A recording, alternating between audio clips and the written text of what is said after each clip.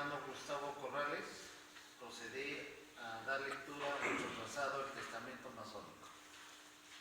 Muchas gracias, venerable maestro. A la gloria del gran arquitecto del universo, el Testamento Masónico. Venerable maestro, respetables y queridos hermanos, pongo a vuestra consideración el contenido del presente trazado que de alguna manera busca explicar el concepto masónico de testamento. Etimológicamente, se dice que la palabra testamento viene de testatio mentis, que quiere decir testimonio de la mente.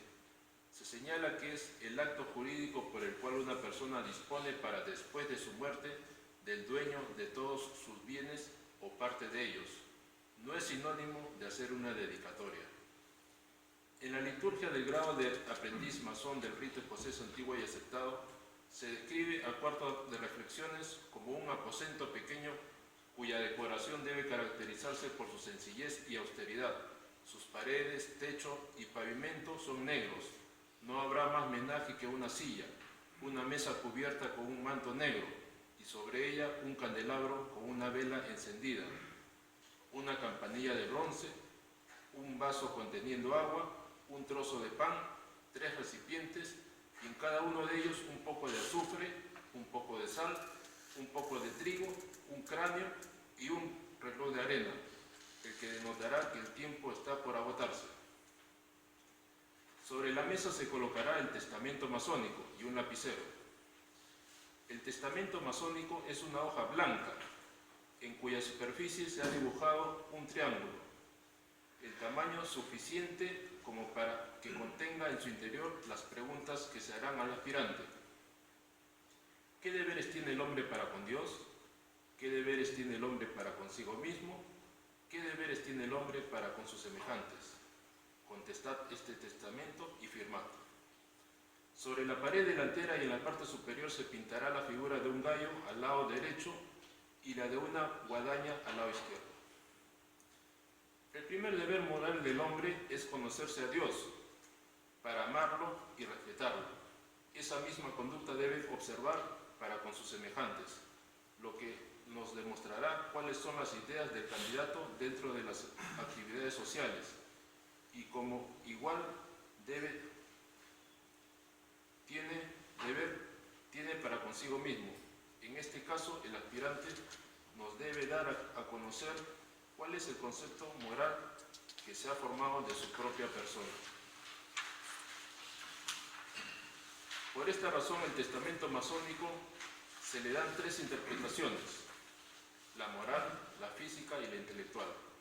La interpretación simbólica, filosófica y moral del testamento masónico es un concepto relacionado con la ética social, lo que debe indicar al candidato que debe pensar detenidamente lo que va a contestar, para el fin de no demostrar que se encuentra dominado por alguna duda sobre lo que en realidad debe ser su respuesta al expresar su última voluntad.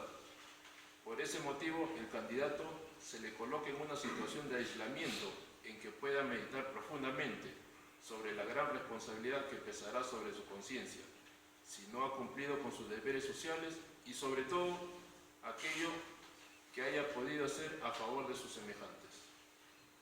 El testamento masónico cumple una doble finalidad. Por un lado, es dar a conocer al candidato que morirá para el mundo profano, y por el otro lado, es que nacerá para una nueva vida, donde conocerá los más íntimos sentimientos de su alma. El triangular o testamento masónico es el documento o plancha que contienen las primeras enseñanzas fundamentales que se le hace saber al candidato a ser iniciado. Esta plancha se coloca sobre la mesa ante la cual se sienta al aspirante para meditar dentro del cuarto de reflexiones.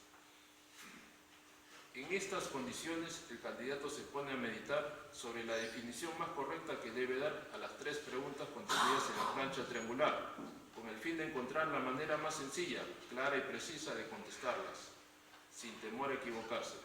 Se debe tomar en cuenta que en esos momentos el candidato se encuentra bajo una impresión nerviosa, si se toma en cuenta que se queda solo dentro del cuarto de reflexiones, rodeado de despojos humanos, alumbrados solamente por una vela y una lámpara sepulcral y bajo el peso abrumado del significado de las palabras que aparecen sobre las negras paredes. Tenemos que aceptar que por lo general casi ningún candidato contesta correctamente las preguntas que se le hacen en el triangular o testamento masónico, ni tampoco define claramente cuál es su voluntad.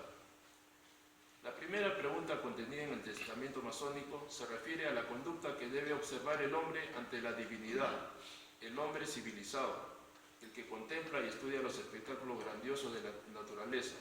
No puede hacer menos que elevar su inteligencia al ser humano, a Dios, a quienes los masones llamamos gran arquitecto del universo.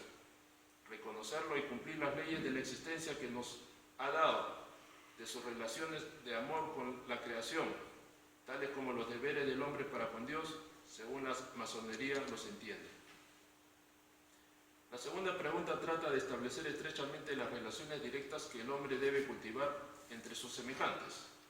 El hombre debe conocer, amar y respetar a sus semejantes, conocerlos viendo en cada hombre un hermano, igual a él, en debilidades y pasiones, y por lo tanto falible y necesitado de apoyo y de enseñanza, amarlos ayudando al necesitado, llevando hasta el heroísmo si fuese posible, el sacrificio en pro de la mujer, del niño, del anciano, del amigo y del hermano.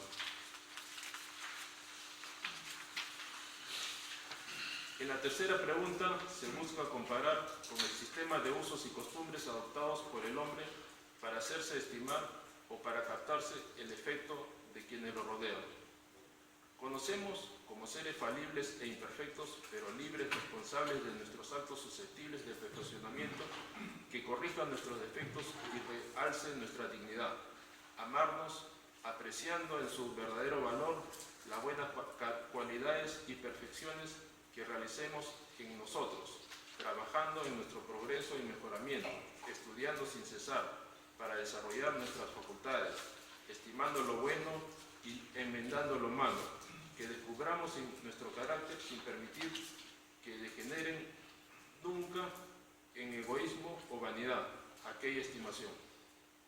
Finalmente, en cuanto al testamento, este no se refiere precisamente al acto de legar bienes ni recursos de ninguna especie, sino más bien hace alusión al aspecto moral del hombre para con sus allegados, es decir, que la mejor herencia que está obligado a donar a los suyos o a sus semejantes es la educación y la preparación moral, física e intelectual, para que más tarde ese legado de conocimientos y de ciencia sirva para que la humanidad pueda abrirse paso con facilidad por la escabrosa senda de la vida y en consecuencia con ello se logrará en todo tiempo asegurar el porvenir y el progreso que reclama la colectividad humana.